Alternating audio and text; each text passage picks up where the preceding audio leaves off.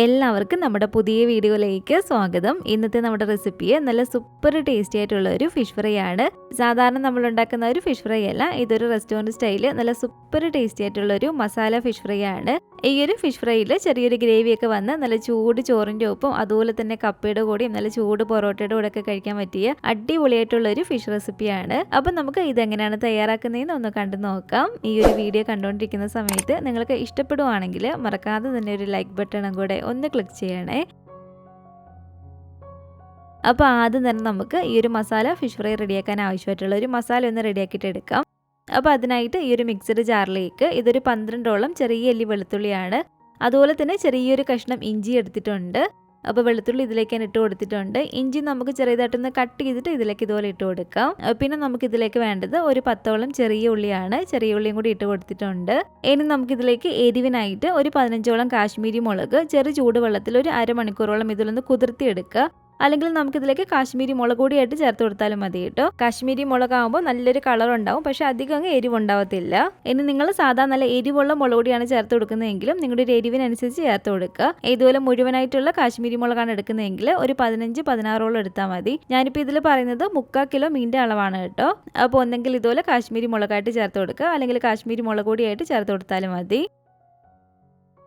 ഇതൊരു വെള്ളത്തിൽ വീണ് കിടന്ന ഒരു മുളകിൻ്റെ അരി തന്നെയാണ്, അതും കൂടെ ഒന്ന് ഇട്ട് കൊടുക്കുകയാണ്.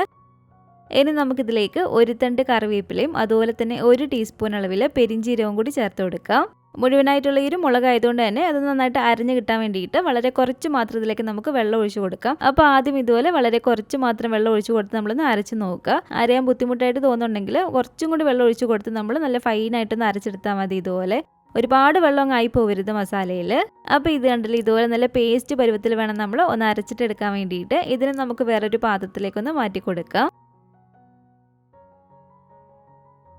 ഇനി ഈ ഒരു മസാലയിലേക്ക് നമുക്ക് 1 ടീസ്പൂൺ അളവിൽ കുരുമുളക് പൊടി ചേർത്ത് കൊടുക്കാം. അതുപോലെ തന്നെ ഒരു 1/4 ടീസ്പൂൺ അളവിൽ മഞ്ഞൾപ്പൊടിയും ഇതിലേക്ക് നമുക്ക് ആവശ്യത്തിനുള്ള ഉപ്പും കൂടി ഇട്ട് കൊടുക്കാം.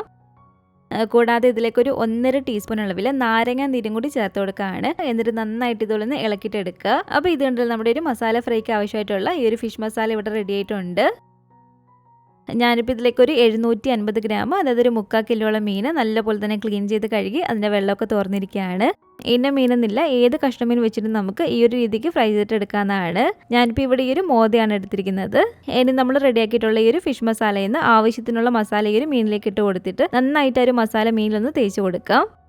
നമ്മൾ റെഡിയാക്കിയിട്ടുള്ള മസാല മുഴുവനായിട്ട് ഇതിലേക്ക് ഇട്ട് കൊടുക്കരുത്, കുറച്ച് നമുക്ക് ബാക്കി വെക്കണം. അപ്പോൾ ആവശ്യത്തിനുള്ള മസാല ഈ ഒരു മീനിലേക്ക് ഇതുപോലെ ഇട്ട് കൊടുക്കുക.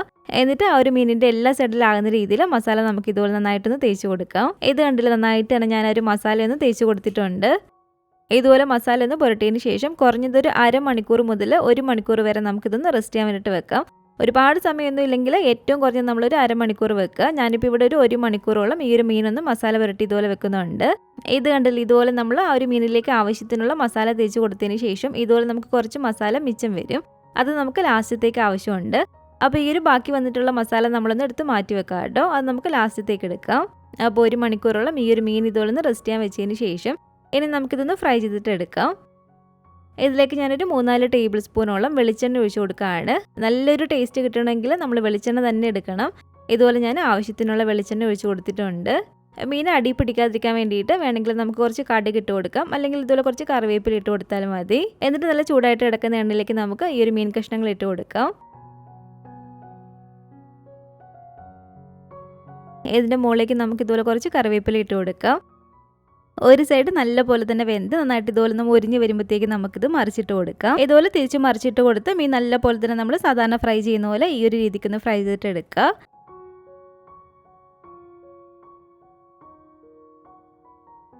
അപ്പോൾ തിരിച്ച് മറിച്ചൊക്കെ ഇട്ട് കൊടുത്ത് മീൻ നന്നായിട്ട് തന്നെ ഞാനൊന്ന് ഫ്രൈ ചെയ്തെടുത്തിട്ടുണ്ട്. ഇത് നമുക്ക് എണ്ണയ്ക്കകത്ത് എടുത്ത് മാറ്റിയേക്കാം. ഇതുപോലെ തന്നെ ബാക്കിയുള്ള 2 മീനും കൂടെ ഒന്ന് ഫ്രൈ ചെയ്തിട്ട് എടുക്കുകയാണ്. അപ്പോൾ മസാല പുരട്ടി വെച്ചിരുന്ന ഒരു മീനെല്ലാം തന്നെ ഇതുപോലെ നമ്മളൊന്ന് ഫ്രൈ ചെയ്തെടുത്തതിന് ശേഷം ഇതുപോലെ ഈ ഒരു പാനിലേക്ക് ആ ഒരു മീൻ ഫ്രൈ ചെയ്ത എണ്ണ തന്നെ ഞാൻ കുറച്ച് ഒഴിച്ചു കൊടുത്തിട്ടുണ്ട്. ഇനി ഈ ഒരു എണ്ണയിൽ തന്നെ നമ്മൾ നേരത്തെ എടുത്ത് മാറ്റി വെച്ചിരുന്ന ആ ഒരു ഫിഷ് മസാല ഫുള്ളായിട്ട് ഇട്ട് കൊടുക്കുക. എന്നിട്ട് ഇതുപോലെ നന്നായിട്ട് തന്നെ നമുക്കൊന്ന് മിക്സ് ചെയ്ത് കൊടുക്കാം. തീ നന്നായിട്ട് കുറച്ച് വെച്ച് കൊടുത്തിട്ട് വേണം ഇതുപോലെ ഒന്ന് ഇളക്കി കൊടുക്കാൻ വേണ്ടിയിട്ട്. അതുപോലെ തന്നെ ഈ ഒരു മസാലയുടെ ഒരു പച്ച ചുവ നന്നായിട്ട് മാറണം. ആ ഒരു പച്ച ചുവ മാറുന്ന ഒരു സമയം വരെ നമ്മൾ ഇളക്കി കൊടുത്തുകൊണ്ടേയിരിക്കുക. ഇതിലേക്ക് ഞാൻ ഇതുപോലെ കുറച്ച് വെള്ളം കൂടി ഒഴിച്ചു കൊടുക്കുകയാണ്. ആ ഒരു മസാല ബാക്കി വന്നതിൽ കുറച്ച് വെള്ളം ഒഴിച്ച് കൊടുത്ത് ഇതുപോലെ ഒന്ന് കഴുകിയെടുത്തതാണ്. തീയെ നല്ലപോലെ തന്നെ കുറച്ച് വെച്ച് കൊടുത്ത് ഒരു 10 മിനിറ്റോളം തന്നെ നമ്മൾ ഇളക്കി കൊടുക്കണം. എങ്കിൽ മാത്രമേ ഒരു മസാലയുടെ ഒരു പച്ച ചുവയെല്ലാം മാറി കിട്ടത്തുള്ളൂ. മസാലയുടെ ഒരു പച്ച ചുവ മാറിയിട്ടില്ലെങ്കിൽ നമ്മളിത് കഴിക്കുന്ന സമയത്ത് ഒരു പച്ച കുത്തലുണ്ടാവും. അതുപോലെ തന്നെ ഞാൻ ഇതിലേക്ക് കുറച്ച് കറിവേപ്പിലയും കൂടി ഇട്ടൊന്ന് ഇളക്കിയിട്ടെടുക്കുകയാണ്. ഇനി ലാസ്റ്റ് നമ്മൾ ഇതുപോലെ ഈ ഒരു മസാലയുടെ ടേസ്റ്റ് നോക്കിയിട്ട് ഇതിൽ കുറച്ചൊരു പുളി വേണമെന്ന് തോന്നുന്നുണ്ടെങ്കിൽ ഒരു 3/4 ടീസ്പൂൺ അളവിൽ നമുക്ക് വിനാഗിരി ഇതുപോലെ ചേർത്ത് കൊടുക്കാവുന്നതാണ്. അല്ലെങ്കിൽ നാരങ്ങാനീര് ഒഴിച്ചു കൊടുത്താലും മതി. അതുപോലെ തന്നെ വളരെ കുറച്ച് മാത്രം ഉപ്പും കൂടി ഇതിലേക്ക് ഞാൻ ഇട്ട് കൊടുക്കുന്നുണ്ട്. ആ ഒരു ഉപ്പൊക്കെ നോക്കിയിട്ട് മാത്രമേ ചേർത്ത് കൊടുക്കാവുള്ളൂ. അപ്പോൾ തീയെ നന്നായിട്ട് കുറച്ച് വെച്ച് കൊടുത്ത് ഏകദേശം ഒരു 10 മിനിറ്റോളം ആകുമ്പോഴത്തേക്കും തന്നെ ആ ഒരു മസാലയുടെ ഒരു പച്ചച്ചൊവയൊക്കെ മാറി ഇതുപോലെ ഓയിലൊക്കെ ഒന്ന് തെളിഞ്ഞ് വരാൻ തുടങ്ങും. ഇനി ഇതിലേക്ക് നമ്മൾ ഫ്രൈ ചെയ്തെടുത്ത് വെച്ചിരിക്കുന്ന മീൻ കഷ്ണങ്ങളെല്ലാം കൂടി ഇട്ട് കൊടുത്ത് ആ ഒരു മസാല ആ ഒരു മീൻ കഷ്ണങ്ങളിലേക്ക് ഒന്ന് ആക്കി കൊടുക്കുക.